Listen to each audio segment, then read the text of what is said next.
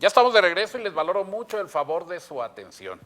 Seguimos en una tarde-noche cálida de mucho calor. Hoy por ahí del mediodía empezó a llover en esta ciudad capital de Morelia y eso generó que esta tarde-noche fuera mucho más calurosa.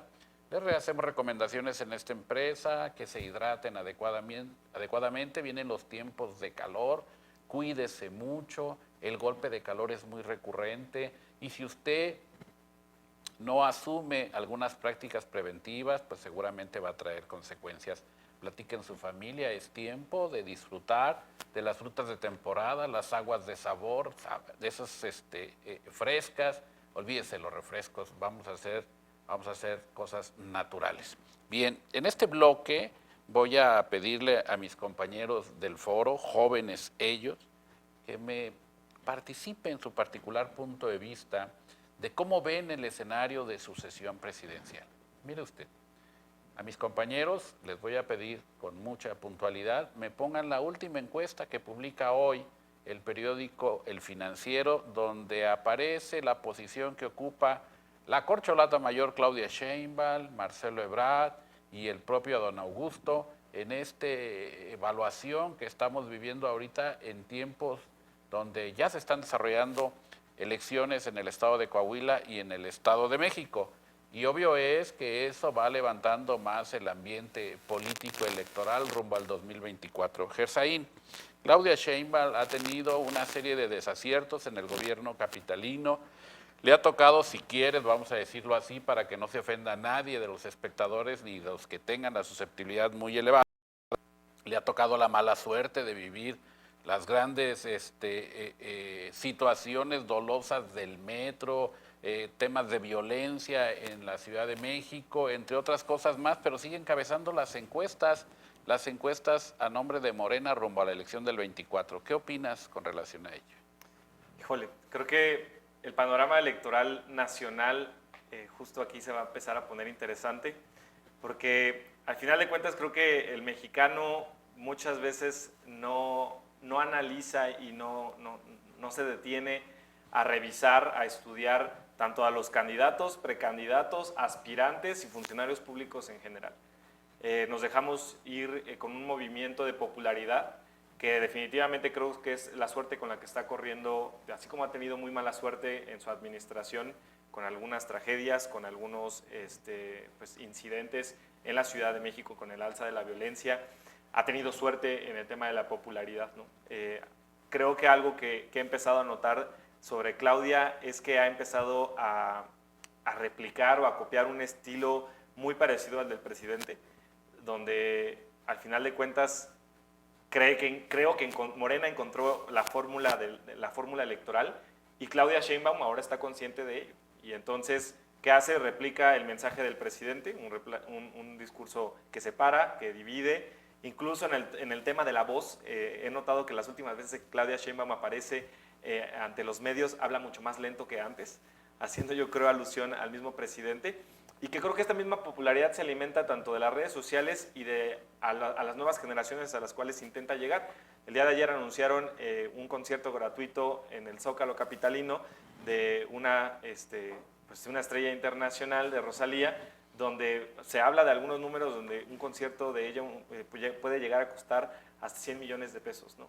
Entonces, hablar de que algo es gratuito, pues no necesariamente quiere decir que sea gratuito solo porque las personas no van a pagar un acceso, sino al final alguien termina pagando por eso y son nuestros impuestos.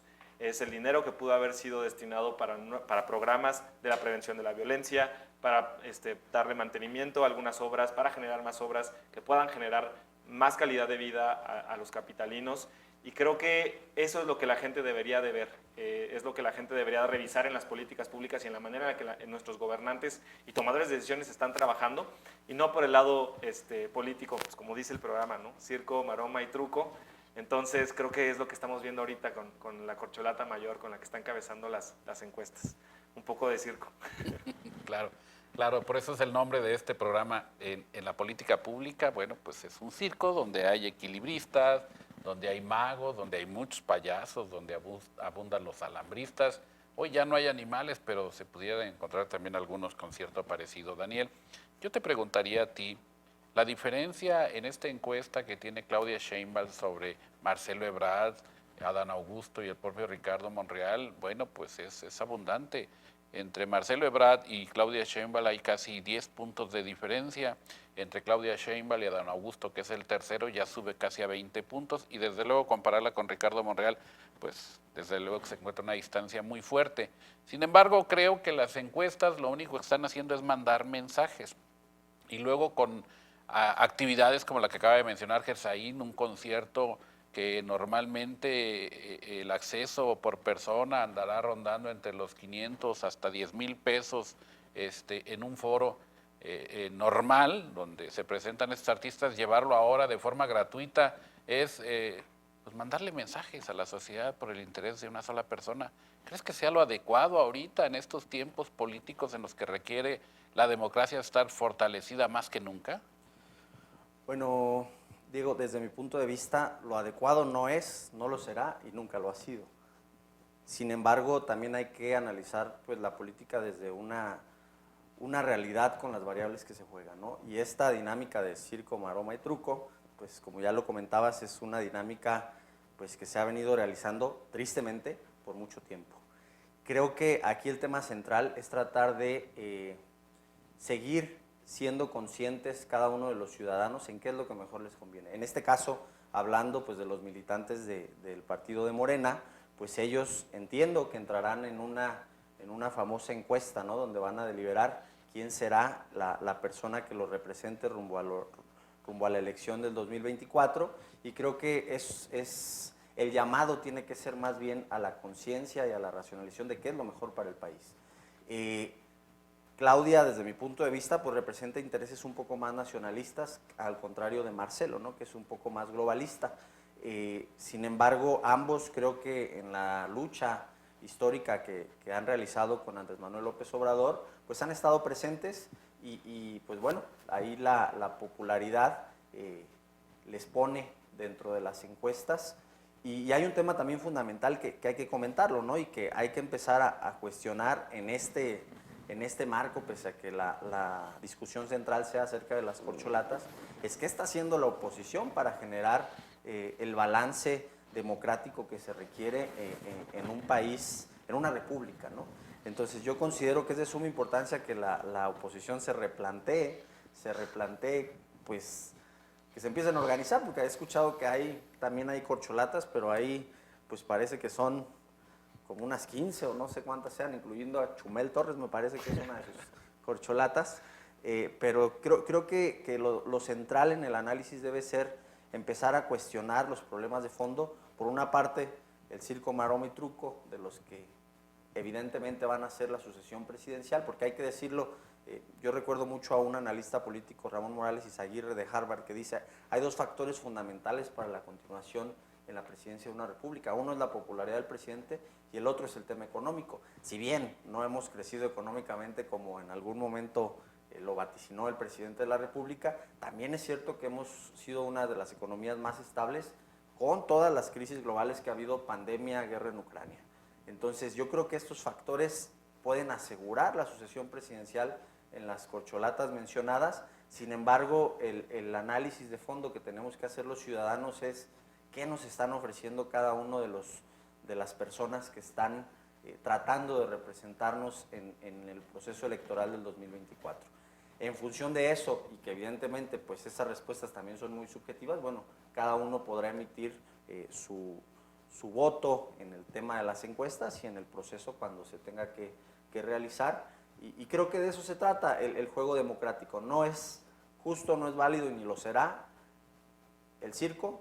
Sin embargo, también como ciudadanos tenemos que empezar a detener un poco esa parte para que en el futuro pues, se vaya presentando cada vez menos, ¿no? Pero también hay que reconocer que es una realidad y que pues, muchas personas van a llenar el Zócalo, hay que decirlo, van a llenar el Zócalo ante esta iniciativa de Claudia y pues bueno, veremos qué pasa.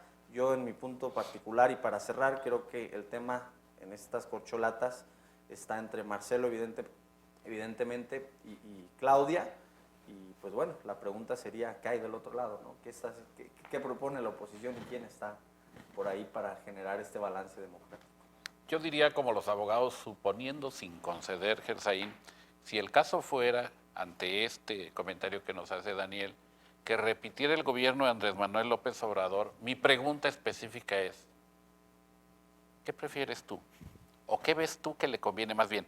¿Qué le conviene a este país ante el momento político, económico, global que estamos viviendo? ¿Un candidato globalista o un candidato nacionalista? Porque es el calificativo que le dio Daniel.